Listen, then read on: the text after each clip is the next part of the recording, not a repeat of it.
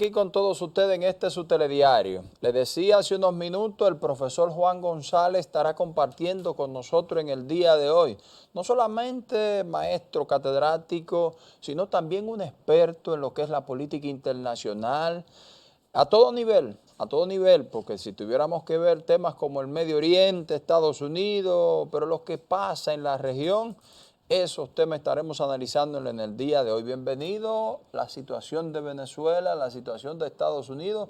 Vamos a estar conociéndola a fondo en el día de hoy con el maestro Juan González. Excelente, además de las situaciones de los Estados Unidos, Venezuela, posiblemente Juan González nos pueda mencionar algo acerca de la visita que precisamente tiene el secretario de los Estados Unidos, Anthony Blinken, a la República Dominicana. Yo a veces me imagino de cuando niño que un visitante extranjero, cuando de esa magnitud, de esa dignidad, cuando viene a un país quizás de menor desarrollo, pues uno bate mucha bandera y entre las calles se pueden esperar con alegría. Sin embargo, esa visita de Anthony Blinken parece como que lo que trae es un poquito de aprehensión en ese sentido, ¿no? Me gustaría ver una recepción con un pueblo en la calle, con bandera y una caravana, etcétera, como una expresión de alegría. Sin embargo, aparentemente no se tiene esa felicidad con esta visita de Anthony Blinken a la República Dominicana precisamente en el día de mañana. Bueno, bienvenido Juan González. Bienvenido, maestro. Muchas gracias, Robert. Muchas gracias, bienvenido por la invitación. Como ustedes han dicho, hay un panorama internacional que se ha ido complicando en los últimos años, especialmente luego de la invasión de Rusia a Ucrania, la rivalidad entre China y Estados Unidos, y ahora con la crisis postelectoral en Venezuela. Tenemos estos escenarios y realmente plantean un desafío para los países de la región e incluyendo a la República Dominicana. Maestro, aprovechemos ese punto donde usted se detiene ahí en Venezuela. ¿Qué va a pasar con Venezuela, maestro? Y pudiéramos ver esa situación ahí antes de pasar al plano local, maestro. Bien, bueno, en Venezuela, como hemos observado, hay una situación crítica luego del proceso electoral. La oposición no reconoce la victoria del presidente Nicolás Maduro, que se ha proclamado ganador y lo ha proclamado el Consejo Nacional Electoral y la Sala Electoral del Tribunal Supremo ha confirmado la victoria de Nicolás Maduro, pero no han podido presentar las actas que validen esa victoria. Y esto ha generado una crisis postelectoral porque al no presentarse las evidencias de la victoria, bueno, ambos bandos se han declarado ganadores del proceso. Lo que estamos observando en Venezuela es un proceso más o menos similar a lo que ocurrió en el 2019, una crisis postelectoral, pero que al final, recordemos que incluso se designó un presidente encargado de Venezuela, a Juan Guaidó, y que algunos países de la región lo reconocieron como el presidente legítimo representante de Venezuela. Sin embargo, lo que en el tiempo se evidenció es que esas intenciones y esas acciones no dieron resultados. O sea, Maduro sigue en el poder y todo indica que se va a mantener. Hay cuestiones geopolíticas que influyen en el proceso. De hecho, Rusia y China apoyan y ya han felicitado al presidente Nicolás Maduro. Y en el caso de Estados Unidos, ha mantenido una postura, si se quiere, un poco tímida con respecto al proceso. Y eso evidencia a varios factores. Hay un factor económico. Estados Unidos está inmerso en un proceso electoral interno. Los demócratas no quieren que la economía en esta etapa tenga una situación, sobre todo que se pueda reflejar la inflación, y por tal motivo no le conviene tomar medidas contundente, drástica en esta coyuntura para afectar a Venezuela con sanciones, porque puede provocar un aumento en los precios del petróleo. Que, dicho sea de paso, los precios del petróleo han estado bajando. Su precio más, la cotización en el día de hoy, el Brent se cotizó en 72, 69 y el West Texas en 69.15, Sí. que son los precios más bajos en los últimos 14 meses. Eso es favorable para la economía mundial, Sí. porque los precios del petróleo tienen una incidencia en lo que es la inflación. O sea, son generadores de inflación, especialmente los recursos energéticos, y dentro de los recursos energéticos, el petróleo. Entonces, esos factores, de una u otra manera, son los que están incidiendo en que Estados Unidos no tome medidas contundentes en este momento. Sin embargo, luego del proceso electoral, vamos a ver que Estados Unidos vendrá con ya una línea mucho más dura. Luego del proceso electoral de noviembre. De noviembre, correcto. Sí. Luego de las elecciones, porque lo que ocurre es que los demócratas no quieren tomar decisiones que afecten la producción de petróleo en Venezuela en este momento, para no afectar el mercado internacional.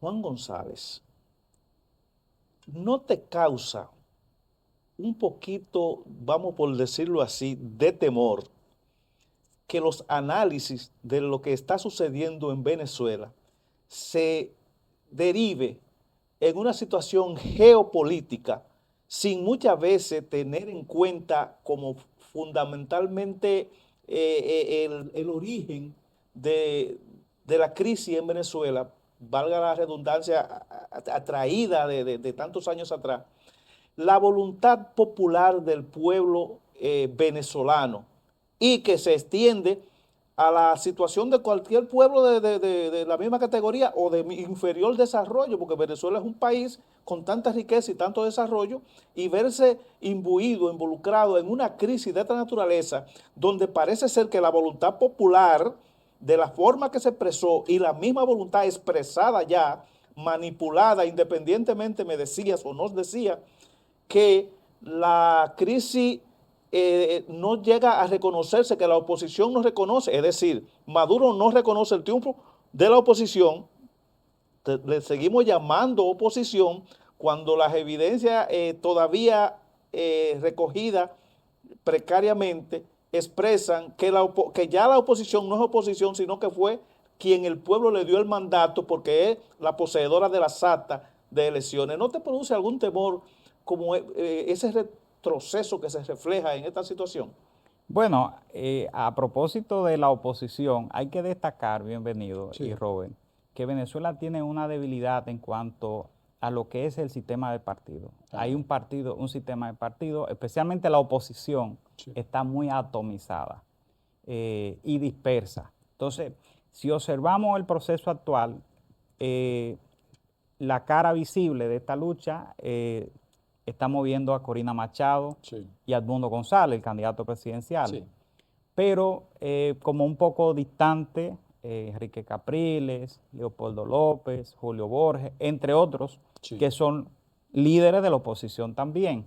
Entonces, no se observa en Venezuela no observamos una unidad real de la oposición. Se dice que en este momento fue que se pudo unificar la oposición para ir a este proceso. No, en los Y se procesos, reflejó, en los sí. procesos anteriores también se creó la Mesa de Unidad Democrática, el MUD, que luego se disolvió. Se han hecho esos intentos. Lo que ocurre es que es una coalición variopinto, o sea, un mosaico ideológico, partidos de centro derecha, de centro izquierda, de izquierda, que van unificados y que tienen dificultad para unificar una agenda, valga la redundancia, de gobierno. Entonces eso crea un problema. Al final quieren sacar del poder a Maduro y el chavismo, sin embargo, internamente entre ellos tienen sus diferencias y eso también incide en... Tiene una incidencia, pero decía la expresión popular de Venezuela, porque obviamente y según todos los indicios, el pueblo se expresó mayoritariamente. Sin lugar a dudas. E Hay incluso un rechazo. independientemente de los bombardeos de opresión que tiene el régimen de Maduro contra ciertos opositores, bueno, inhabilitándolo por todas las vías. Sí, María correcto. Corina Machado es una de ellas, Es está un- inhabilitada es un no se ejemplo, sabe por sí. Entonces, cuántos el años. hecho de que Edmundo González haya sido una figura de bajo perfil, por decirlo de alguna manera, tendría que ser, tuvo que ser escogido para candidato porque inhabilitaron precisamente a Corina, que era la Correcto. líder. Sí. Entonces, todas esas situaciones, a mi juicio, y de alguna manera ilegitima al propio régimen que propició, óigame bien la palabra que estoy diciendo, ilegitima, no que lo legaliza, porque también el régimen domina los organismos que están llamados supuestamente a darle la certificación, Correcto, hacer el árbitro a electoral. ser los árbitros electorales. Y sí, no, sin lugar a duda, lo que usted ha expresado, ahí se evidencia que se han tomado medidas que afectan un proceso democrático. O sea, no se puede Correcto. hablar en este proceso como un proceso democrático porque al instante de inhabilitar a Corina, Sí. que era la que tenía el gran El potencial liderazgo y la y el voluntad. liderazgo, de hecho, muchas personas fuera de Venezuela hasta último momento pensaban que la candidata era Corina, Sí, claro que sí. porque es la que ha asumido el liderazgo y la lucha. No, y Claro. en todas las Sí, actividades la presentes. La lucha, figura que enfrentó sí, precisamente al correcto, régimen. correcto. Pero lo que se está evidenciando es eso, o sea, se ha cercenado la democracia en Venezuela y el gobierno de Maduro está tratando de mantenerse en el poder ya con métodos represivos. Eso es lo que se está evidenciando. Hay un punto importante, porque quiero seguir en ese ámbito y en toda la región. Lo de Venezuela es pensado a entenderse a otros países. Vemos una situación específicamente en Honduras con la presidenta Xiomara Castro. Se dice que a raíz de su posición, que como Nicaragua, Honduras han sido uno de los países que han dado como ganador a Nicolás Maduro, han empezado a haber algunas situaciones. En el día de hoy ella reclamaba y decía que se intenta un golpe de Estado a su gobierno. ¿Qué opinión le merece esto, Bueno, maestro? en el caso de Honduras hay una situación muy particular y es que a un familiar se le está vinculando con narcotráfico. Han salido algunas grabaciones y Estados Unidos lo ha pedido en extradición. Ella incluso denunció el tratado de extradición, o sea, Sí. como una forma ya de romper ese vínculo con Estados Unidos y evitar la extradición de ese familiar, que es un cuñado. Ok. Entonces, ya hay una situación muy particular, distinta, o sea, no es un proceso electoral, sino un caso en el cual un familiar narcotráfico. está acusado de actividades vinculadas al narcotráfico.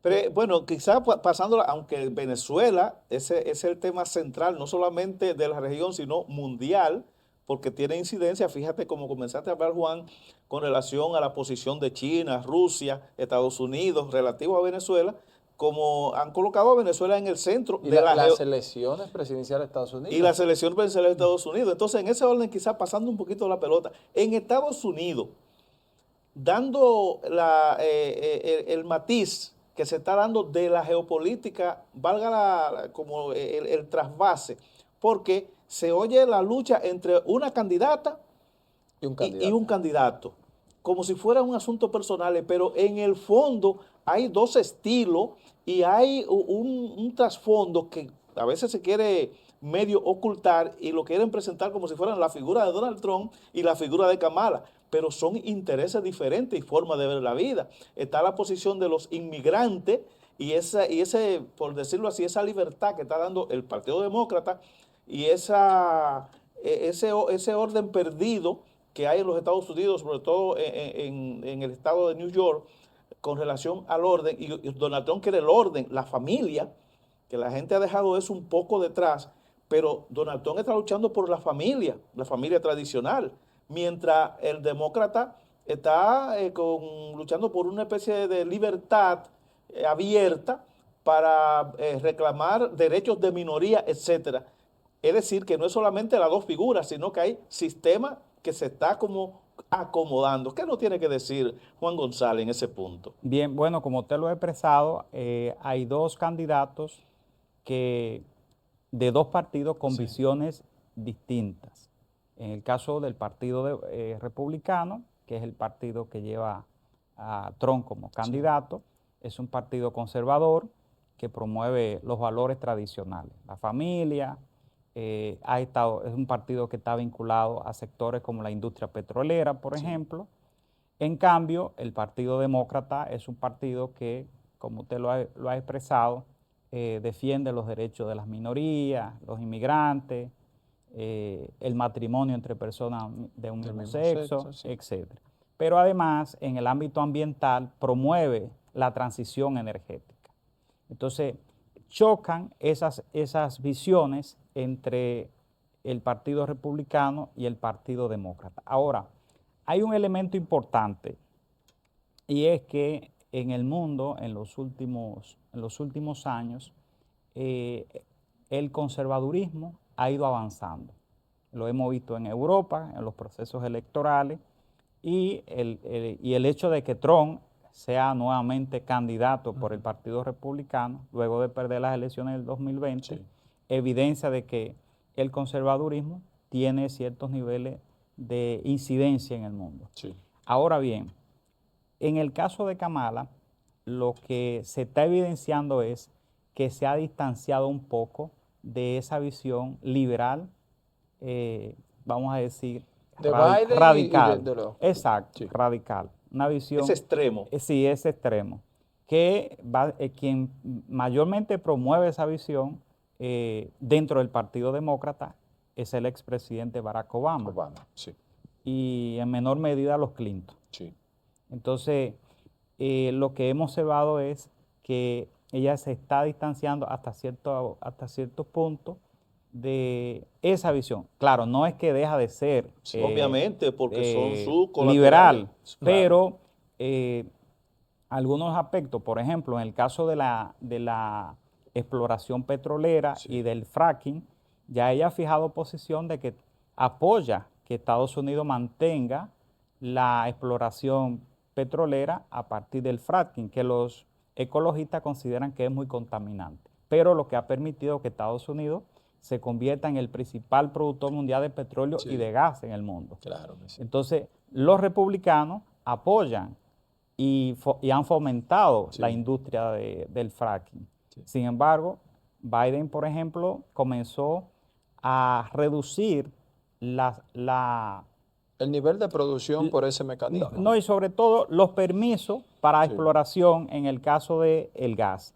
que genera también preocupación porque ahora Estados Unidos, a raíz de la invasión de Rusia a Ucrania, se ha convertido en uno de los principales suplidores de gas de Europa. Sí. Y entonces lleva también a que los europeos comiencen a tener cierta preocupación si el Partido Demócrata gana las elecciones y comienza a reducir las exploraciones y luego no puede suplir la cantidad de gas que requieren ellos.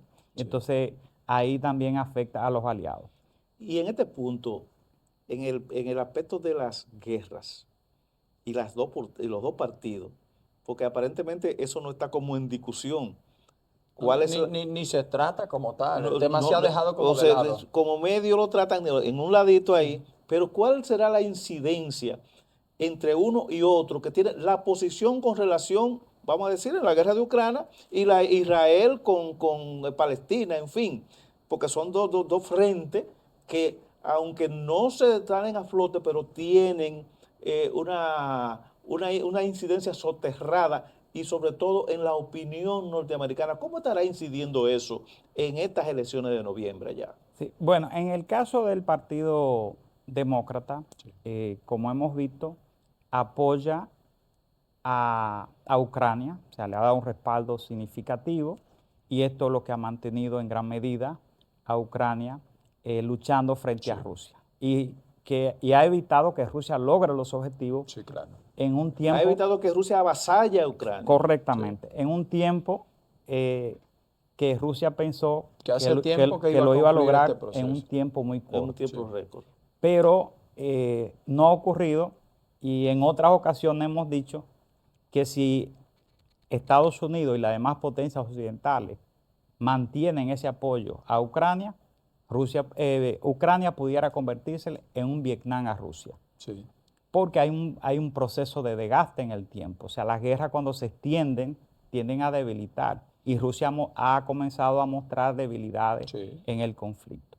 Entonces, en este aspecto, los demócratas Kamala mantendría el apoyo a Ucrania.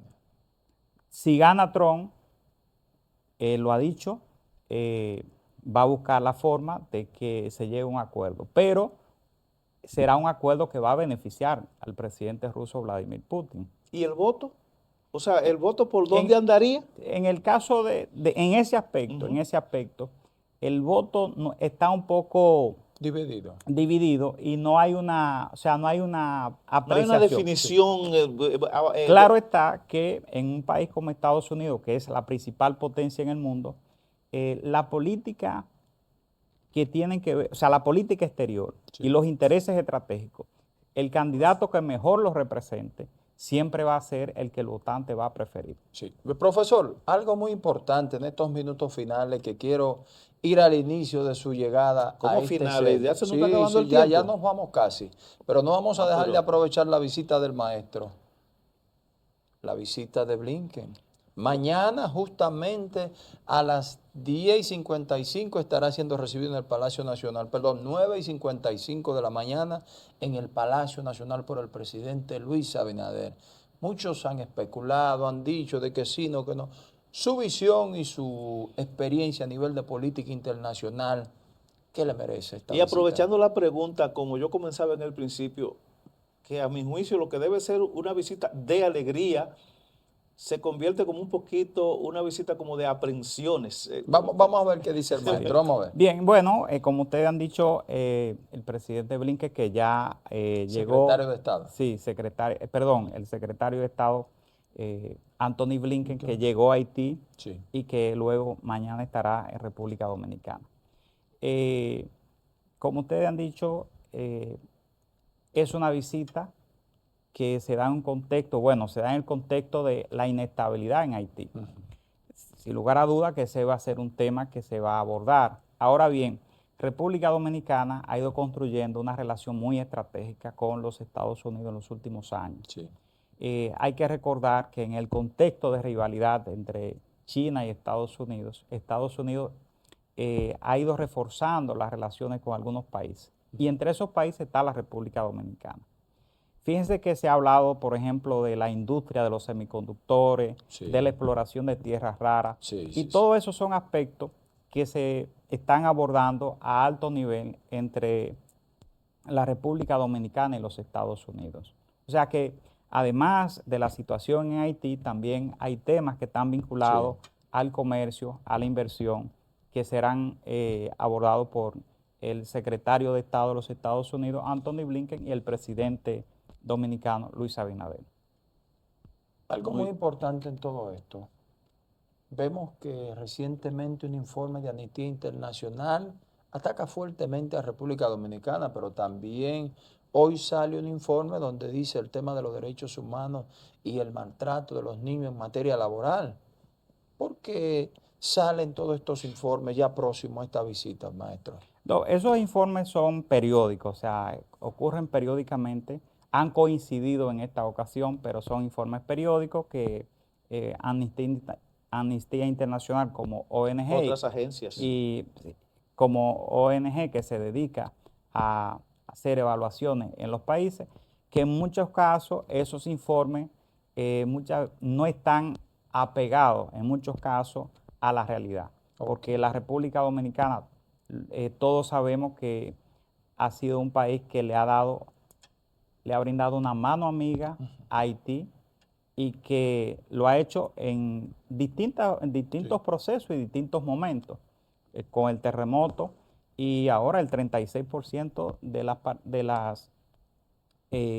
Parturientas. de las parturientas o mujeres que vienen de Haití a dar a luz a República Dominicana son recibidas en los hospitales dominicanos. De igual manera, en la frontera, y eso se ha informado, niños van a las escuelas dominicanas. O sea, es decir, que la República Dominicana lo que ha hecho es, o sea, ha tomado medidas que ningún otro país la ha tomado con un vecino. Okay. O sea, si observamos, o sea, muy pocos países quizá no tienen ese tipo de ha tenido una condescendencia mayor, Correcto. quizás de las posibilidades materiales de la República Dominicana en favor de Haití. Correcto, Realmente. correcto. Desde el terremoto se No, incrementó más. se comenzó a evidenciar. Claro está, a la República Dominicana le conviene que Haití tenga estabilidad porque compartimos una isla. Sí. Haití es el segundo destino de las exportaciones de la República Dominicana. La estabilidad en Haití es beneficiosa para la República Dominicana, sin lugar a dudas. O sea que en ese contexto, como expresaba en los informes de amnistía, muchas veces no están apegados a la realidad. De todas maneras, profesor, las relaciones bilaterales y también con los Estados Unidos, Haití y todo, debería buscársele un poquito más de cordialidad en estos temas tan controversiales, porque no basta solamente con la opinión diríamos, de los medios, como se usa mucho, porque Amnistía Internacional, a mi juicio, lo que es un medio como de presión, son una ONG que tienen intereses particulares, pero los países, la República Dominicana en este caso, también tienen sus intereses que debe preservar. Entonces, No, sin lugar a dudas, la son soberanía. la soberanía y los intereses estratégicos de la República Dominicana. Correcto. La soberanía es uno de los intereses. Entonces yo creo que las relaciones deben buscarse un poquito más de cordialidad. No lo cree Bienvenido No, Ruiz, sino sí. lo cree la sociedad dominicana. La República Dominicana siempre ha estado abierta a tener unas relaciones armoniosas con la vecina nación. Sin embargo, por razones de inestabilidad política que han ocurrido en las últimas décadas en Haití, se ha dificultado lograr llevar a cabo, incluso existe lo que es la Comisión Mixta Bilateral, que se crea en los 90, con el objetivo de poder manejar temas bilaterales desde la cooperación en aspectos medioambientales, de manejo de recursos hídricos, etcétera. Todo eso está ahí, pero no se puede ejecutar porque la inestabilidad en Haití dificulta.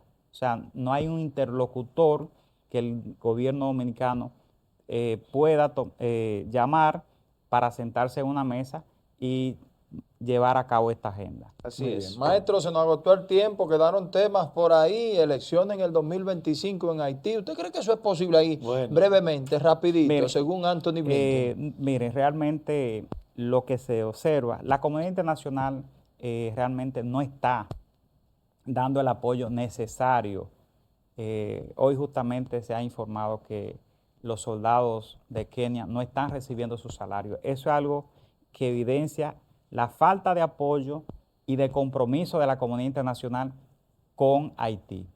Y si no hay un apoyo claro y definido de la comunidad internacional en el ámbito de lo que es el envío de más soldados y también con los recursos económicos, en Haití no será posible organizar elecciones antes del 2026, porque realmente el Consejo Presidencial se creó se estableció para un periodo de 22 meses. En el 2026 ya deben salir del poder.